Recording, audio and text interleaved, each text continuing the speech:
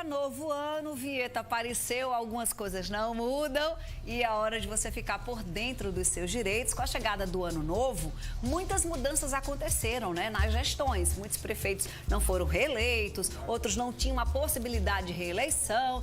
Enfim, aí fica aquele questionamento, como é a situação, como é que fica a situação dos prestadores de serviços terceirizados? A advogada Sheila Sodré já está aqui em clima de férias e trouxe reforço a advogada André Carvalho. Oi, gente, boa tarde. Boa tarde, Fê. E você lembrou bem essa questão mesmo, que prefeito novo tem muitas situações em que ele quer colocar, né, aquele pessoal que apoiaram eles na campanha, e aí muita gente, muito contrato vai ser desfeito das gestões passadas. E o que tem de pessoas que estavam prestando serviço às prefeituras e estão assim, meu Deus. Que fazer? O que fazer? Eu vou sair com alguma coisa? Eu vou ter direito de receber alguma coisa? Por isso que a gente trouxe um advogado que é especialista nesse assunto, né, para poder nos ajudar mesmo, viu? André, boa tarde. Seja bem-vindo ao Com Você. Boa tarde, Fernando. Boa tarde, Sheila. Um prazer aqui estar com vocês. Desejar feliz ano novo. Para nós todos, né? Um 2021 de muita saúde, que eu acho que é a riqueza maior do momento, né, André? Com toda certeza. Gente, é o seguinte, é permitido contratar prestadores de serviços em qualquer gestão? Vamos começar assim, não estou falando de concurso público. Por exemplo, eu sou prefeita a partir de hoje e estou precisando de funcionários, sei lá, copeira para a escola tal. Posso contratar em qualquer momento? Não, veja bem, Fernandinha, essas contratações elas são regidas pelo artigo 37, inciso 9 da Constituição Federal, onde delimita essas contratações, essa possibilidade de contratações a casos de excepcional interesse público. Então, a atividade ela tem que ser realmente uma atividade excepcional para garantir a possibilidade dessas contratações. Entendi, ou seja, não é a bel prazer do gestor, isso. Não, né? Tem aí... Mas o que a gente entende é que na maioria das vezes existe essa excepcionalidade, porque dificilmente tem uma empresa ou tem uma prefeitura que não tenha contratos de prestadores de serviço. Acabamos de fechar 2020, começou o novo prefeito, por exemplo, o prefeito de Campina Grande exonerou todo mundo, foi todo mundo pra rua e tava aquela confusão. O que acontece com quem saiu? Cobra os direitos a quem, André? A prefeitura ou a empresa a qual ele estava prestando serviço?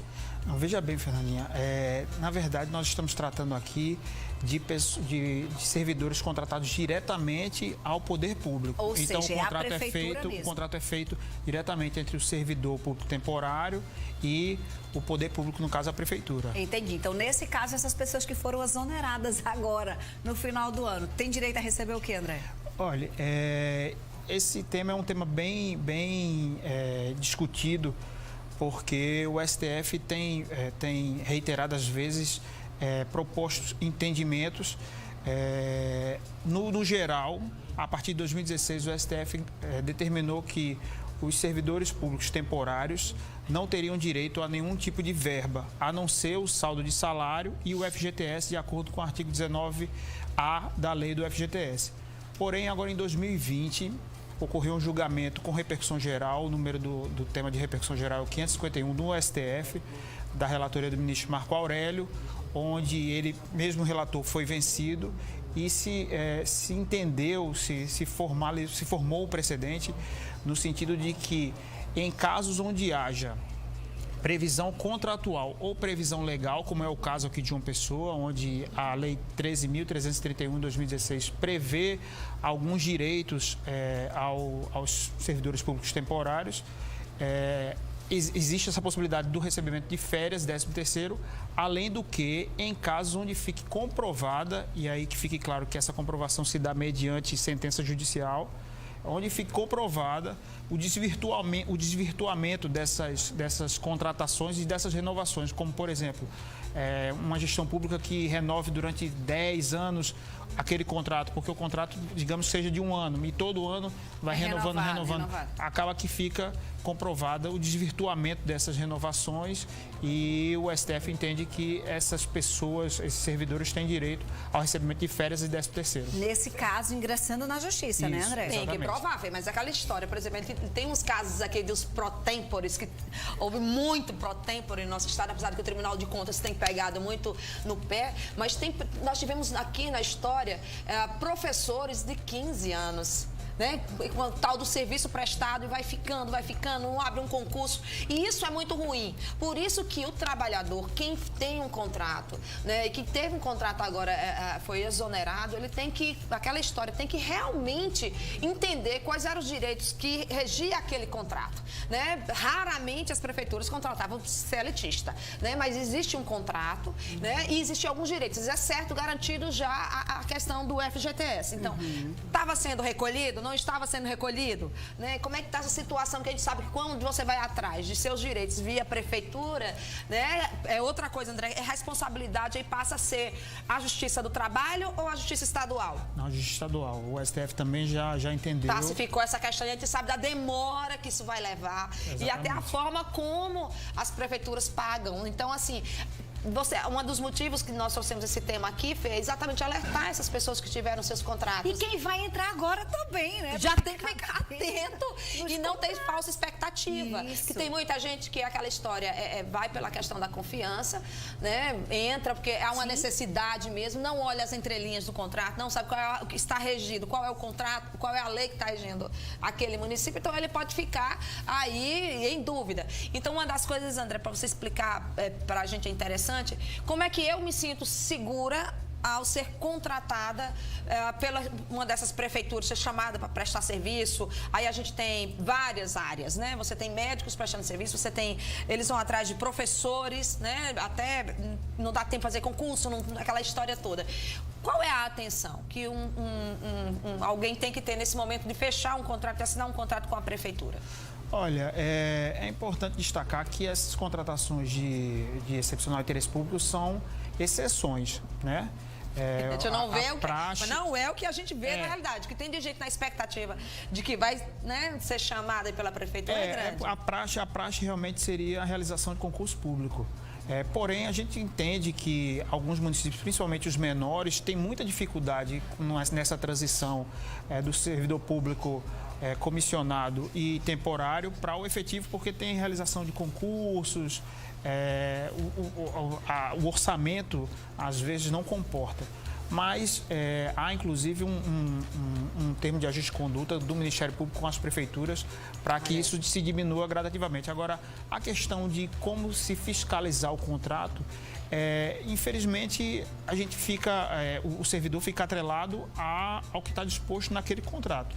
O que o servidor público pode fazer ao fim do seu contrato, requerer uma cópia, a não ser que ele já tenha, e levar um advogado para que ele possa estar analisando exatamente, né? E verificar se dali decorre algum direito. E apesar de muitas pessoas estarem na intenção, na expectativa de assumir logo o cargo, não abra mão desse contrato, não abra mão de ter a sua via do contrato, porque muitas vezes você vai precisar desse contrato para requerer seu direito no final. Então preste atenção, mesmo que foi aquele cargo que prometeu, apoiei vereador tal, não sei o que tal. É isso mesmo, então, a prática, porque a prática a gente tem que falar da realidade. Pega o contrato, guarda bem numa pastinha, deixa organizado para saber no final até como é que vai ser, se o FGTS foi mesmo recolhido, ou até as coisas que estavam porventura asseguradas no contrato, se elas foram devidamente cumpridas. Tenho perguntas.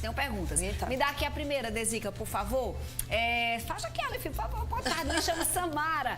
Trabalhei em uma prefeitura com um contrato de 3 anos. No dia em que assinei meu contrato, uma semana depois cancelaram quais os direitos que eu tenho. Olha aí. Uma semana. Será que ela trabalhou? Chegou a trabalhar? Como é que é assim? Ela trabalhou 3 anos na prefeitura e o contrato foi cancelado com uma semana. Não entendi. Será que ela passou esses 3 anos sem contrato? É bem complicado. O teor da pergunta está difícil, mas assim, eu acho difícil que ela tenha trabalhado 3 anos sem nenhum tipo de contrato, até por causa da fiscalização do Tribunal de Contas. Ficou confusa, Sara. Acho que o interessante seria ela procurar um advogado de sua confiança, levar esse contrato para que ele pudesse analisar.